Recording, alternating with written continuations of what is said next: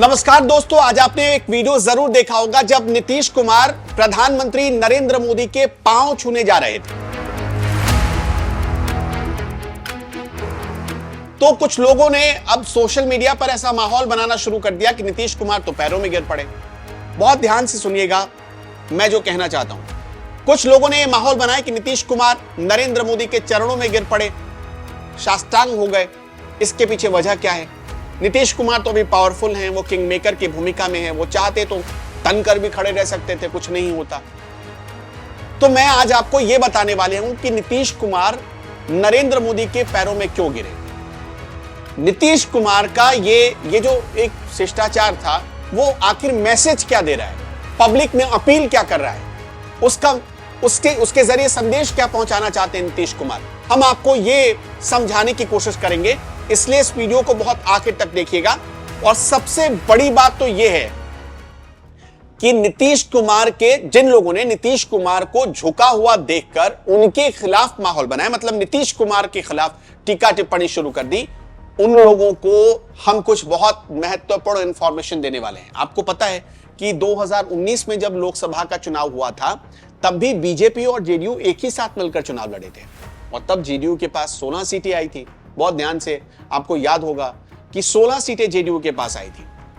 तब जेडीयू ने नरेंद्र मोदी से या उस वक्त की नरेंद्र मोदी सरकार से 2 कैबिनेट मिनिस्टर के पद मांगे थे, 2 कैबिनेट मिनिस्टर के पद। लेकिन मिला कितना? 1। 2 मांगे गए थे नीतीश कुमार की तरफ से। उस समय खबर आई थी कि एक ललन सिंह को दी जाएगी और एक दी जाएगी आरसीपी सिंह को। तो आरसीपी सिंह को तो मिल गई, लेकिन ललन सिंह वाली कुर्सी नहीं मिली, यानी ललन सिंह को मंत्री का पद नहीं मिला था। 16 सांसदों को जिताकर भेजने वाला जेडीयू सिर्फ एक मंत्री बना पाया, और वो भी मंत्री करीब 2 साल 2.5 साल रहा। उसके बाद तो खटपट हो गई और उस मंत्री का, चूंकि वो राज्यसभा सांसद थे आरसीपी सिंह, तो उनकी भी कुर्सी चली गई। जेडीयू का कोई बचा नहीं वहां पर। लेकिन जो पावर नीतीश कुमार 16 सांसद बनाकर हासिल नहीं कर पाए, वो पावर नीतीश कुमार 12 सांसद बनाकर हासिल कर चुके हैं। सिर्फ 12 सांसद। और अब जो खबर आ रही है कि 16 सांसदों पर 2 पद नहीं मिला, लेकिन 12 सांसदों पर 4 पद मिलने जा रहे हैं। 4 मिनिस्टर्स के 4 पद मिलेंगे, जिसमें 2 कैबिनेट और 2 एमओएस के पद मिलेंगे। ये नीतीश कुमार, अब आप सोच कर देखिए कि कौन सा फायदे का सौदा है, 16 पर 1 या 12 पर 4। पहली चीज। दूसरी चीज आपको बताते हैं, जैसे ही नीतीश कुमार, अब देखिए दोनों तरफ कुछ ना कुछ मामला फंसा हुआ है। अगर आपको यह लगता है कि नीतीश कुमार के समर्थन खींचने से मोदी सरकार गिर जाएगी, तो ऐसा तो बिल्कुल भी नहीं है। 12 सीटें ही हैं। चंद्रबाबू नायडू तब भी नरेंद्र मोदी के साथ मौजूद रहेंगे। नीतीश कुमार ये बात बहुत अच्छे तरह से जानते हैं, बहुत अच्छी तरह से वो जानते हैं, समझते भी हैं, वो राजनीति के पुराने खिलाड़ी भी रहे हैं। चंद्रबाबू नायडू जब तक नरेंद्र मोदी के साथ है, नीतीश कुमार के आने और जाने से कोई फर्क नहीं पड़ने वाला। लेकिन नरेंद्र मोदी ने आज चूंकि कहा कि गठबंधन धर्म वो निभाएंगे, लेकिन झुकेंगे नहीं। ये कल भी उन्होंने कहा था, आज भी ये बात उन्होंने मैसेज देने की कोशिश की। नीतीश कुमार को यह बात अच्छे से पता है कि अगर दाएं बाएं किया तो 2025 में जो विधानसभा का चुनाव होना है बिहार में, बहुत ध्यान से सुनिएगा, 2025 में बिहार में विधानसभा का चुनाव होना है, उसमें उनके लिए मुसीबत खड़ी हो जाएगी। नीतीश कुमार के लिए अब कैसे मुसीबत खड़ी होगी? नीतीश कुमार जैसे ही किंग मेकर की भूमिका में आए, बिहार के दोनों डिप्टी चीफ मिनिस्टर ने एक बात कही कि हमारे नेता तो नीतीश कुमार हैं। इसका मतलब यह है कि बीजेपी नीतीश कुमार को आज भी बिहार में अपना नेता मानती है, और इसका मतलब यह है कि 2025 में जब चुनाव लड़ा जाएगा, एनडीए चुनाव लड़ने जाएगा, तो उस वक्त भी नीतीश कुमार ही चेहरा होंगे। इसका एक सीधा सा मैसेज यही है। जब बिहार में दोनों डिप्टी सीएम जो कि बीजेपी से आते हैं, दोनों ये कह रहे हैं कि हमारे नेता मुख्यमंत्री नीतीश कुमार ही हैं, इसका मतलब सीधा है। तो मुख्यमंत्री के तौर पर नीतीश कुमार, क्योंकि उनका पिछला जो पहला कार्यकाल था वो बहुत अच्छा था, और नीतीश कुमार चाहते हैं कि जब तक वो उनकी सांस चलती रहे, तब तक वो किसी न किसी कुर्सी पर बैठे रहे, तो उनकी ये लालसा भी पूरी हो जाएगी। तो जो दूसरा फैक्टर है वो ये। अब सोच कर देखिए आप, आखिर ऐसी कौन सी चीज है साल 2000 या जब से 1991 के बाद से देखिए, बिना फुल मेजोरिटी के अपने दम पर एक बार भी नीतीश कुमार ने कभी बहुमत हासिल नहीं की है बिहार में।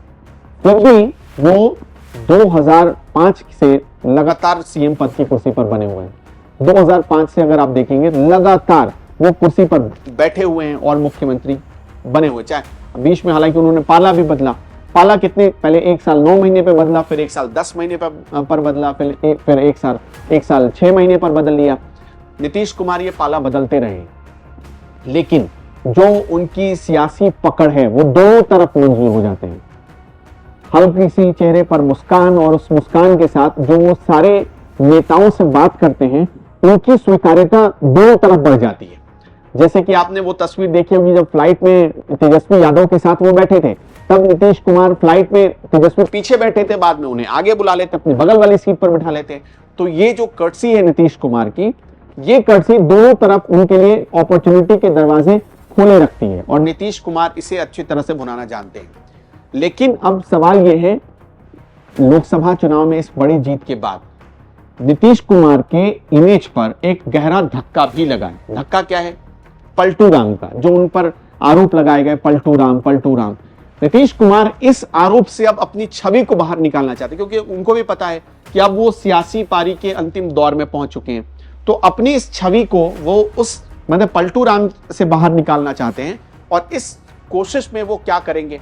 वो चाहते हैं कि अब वो बीजेपी के साथ रहे। ऐसा उन्होंने आज जब सेंट्रल हॉल में भाषण दे रहे थे तब भी कहा, और ऐसा ही उन्होंने तब भी कहा था जब बिहार में नरेंद्र मोदी इलेक्शन कैंपेन के लिए गए थे। आपको वो भाषण याद ही होगा जब मंच पर नीतीश कुमार ने कहा कि अब हम कहीं नहीं जाएंगे, अब हम आप ही के साथ रहेंगे। और इस बार भी आज सेंट्रल हॉल में भी यही उन्होंने कहा आज ये जो कुछ लोग कुछ सीटें जीत गए हैं उनको लगता है कि पता नहीं क्या कर दिया है, हम तो कहेंगे कि आप अगली बार फिर जीत कर आइए, हम आप ही के साथ रहेंगे, हम आपको पूरा समर्थन देंगे।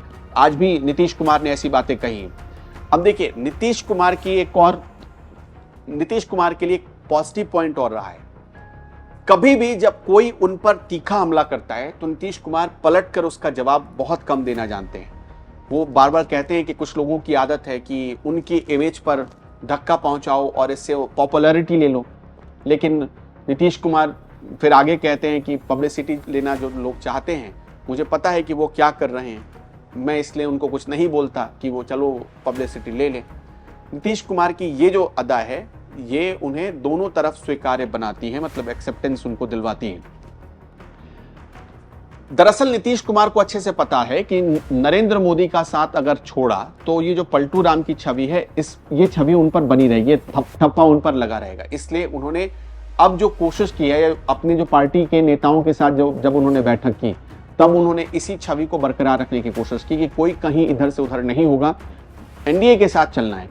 और अभी चूंकि बिहार में एक करंट सा है एनडीए का, तो नीतीश कुमार चाहते हैं कि एनडीए के साथ ही वो 2025 का चुनाव भी लड़े। और जाहिर सी बात है आरजेडी के साथ लड़ेंगे तो शायद आरजेडी उनके चेहरे पर तैयार ना हो, क्योंकि इतनी बार पलटी मार चुके हैं। नीतीश कुमार को खुद भरोसा नहीं है कि आरजेडी पता नहीं उनके चेहरे को स्वीकार करेगी या नहीं करेगी। चुनाव लड़ना है, आरजेडी चाहती है तेजस्वी को आगे बढ़ाया जाए, इसलिए नीतीश कुमार को सबसे ज्यादा स्पेस बीजेपी की तरफ मिलना है।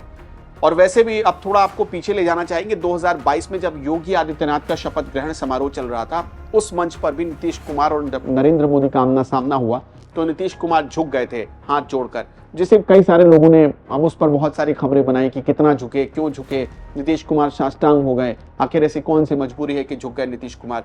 क्योंकि तब लोगों ने इसलिए सवाल उठाए थे कि जो 2020 में विधानसभा का चुनाव हुआ था उसमें जेडीयू को सिर्फ 43 सीटें आई थी और बीजेपी बड़ी पार्टी थी 74 सीटों के साथ। तो लोगों ने ये कहा कि बीजेपी चूंकि बड़ी पार्टी, नीतीश कुमार को डर है कि कुर्सी खतरे में है, इसलिए नीतीश कुमार झुक जा रहे हैं।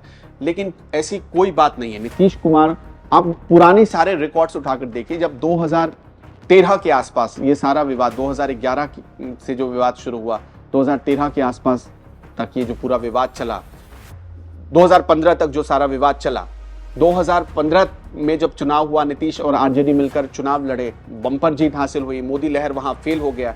लेकिन उसके बाद नीतीश और आरजेडी का फॉर्मूला फ्लॉप साबित हो गया। नीतीश को पता है कि तेजस्वी में कोई फ्यूचर नहीं है, उन पर बहुत सारे केस चल रहे हैं। 2017 में जब नीतीश कुमार तेजस्वी से अलग हुए तब नीतीश कुमार को ये ऐसा लगने लगा था, उस समय तेजस्वी को कहा भी गया था कि आपके खिलाफ जो भ्रष्टाचार के केस चल रहे हैं आप पब्लिक में जाकर बताइए कि ऐसा क्यों हो रहा है। तेजस्वी नहीं गए, नीतीश कुमार ने साथ छोड़ दिया।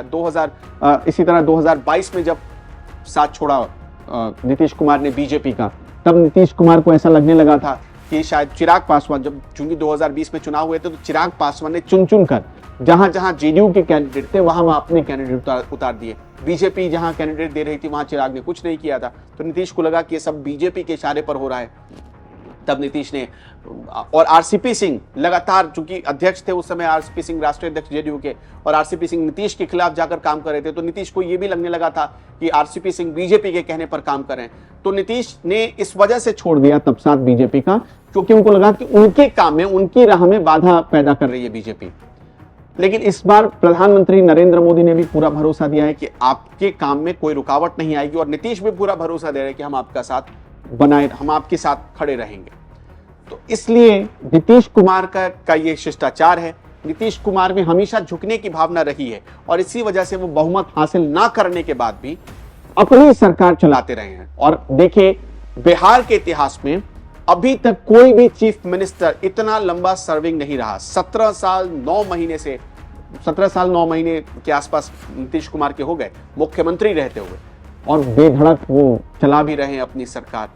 अब सबसे ज्यादा अगर आप देखेंगे तो बिहार के जो पहले मुख्यमंत्री थे श्री कृष्ण सिन्हा, वो सबसे ज्यादा करीब 14 साल 10 महीने या 8 महीने के आसपास वो मुख्यमंत्री रहे थे। तो नीतीश कुमार ने एक नया रिकॉर्ड तो बना लिया है, लेकिन नीतीश कुमार को पता है कि बीजेपी के बिना उनका काम नहीं चलने वाला, और बीजेपी को पता है कि नीतीश कुमार के बिना उसका काम नहीं चलेगा। इसलिए दोनों में झुकने की भावना है। सिर्फ नीतीश कुमार ही नहीं झुके। जो लोग ये कहते हैं कि नीतीश कुमार झुक गए, उनको वो भी दिखना चाहिए कि कैसे प्रधानमंत्री नरेंद्र मोदी ने, आज जब नीतीश कुमार उनके पीछे से जा रहे थे, तो खुद कुर्सी छोड़कर प्रधानमंत्री नरेंद्र मोदी खड़े हो गए और कहा कि आप सामने से जाइए। आपने देखा होगा कई चुनावी रैलियों में यही प्रधानमंत्री नरेंद्र मोदी तब भी करते हैं जब योगी आदित्यनाथ पीछे से जा रहे होते हैं, योगी का हाथ पकड़ते कहते हैं सामने से जाइए। इसी तरह हेमंता बिस्वा शर्मा के साथ भी एक बार हो चुका है, पुष्कर सिंह धामी के साथ भी एक बार हो चुका है। तो जैसी भावना, जैसा शिष्टाचार नरेंद्र मोदी ने दिखाया, ठीक उसी तरह का शिष्टाचार एक नीतीश कुमार ने दिखाया। इसीलिए इसे झुकना नहीं बल्कि एक शिष्टाचार कहिए तो ज्यादा अच्छा रहेगा। आपको क्या लगता है, नीतीश कुमार का झुकना एक शिष्टाचार है या वाकई में नरेंद्र मोदी के सामने वो कमजोर है इसलिए हाथ जोड़ रहे हैं? क्या वजह हो सकती है, कमेंट में बताइएगा।